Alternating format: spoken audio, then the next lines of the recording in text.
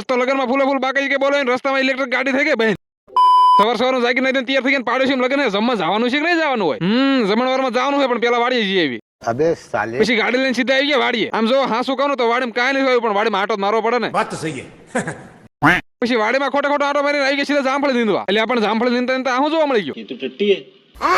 પછી તમને ખબર ને આપણે એક કામ ટાડીઓ ટકે નહીં પછી જામફળ નીંદવાનું કામકાજ પડતું મૂકીને આવી ટપક લાંબી કરવા હા બધી ટપક ન લાંબી કરી એક બંડલ ઘીટું હતું ઝડપથી એક ટપક નું બંડલ લાંબુ કરી નીકળી ઘરે જવા भूख लगी है तो रेस्टोरेंट में जाओ ना। પછી ઘરે આવીને આવી તૈયાર થઈને હું ટીંગુ બેન બે આવી ગયા લગનમાં લ્યો તારે હજી જમવાનું ચાલુ નહીં થયું એટલે રીહન ભાગી ગયા अपना काम कर रहा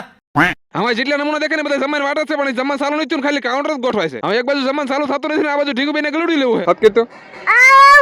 मैं नहीं आऊंगा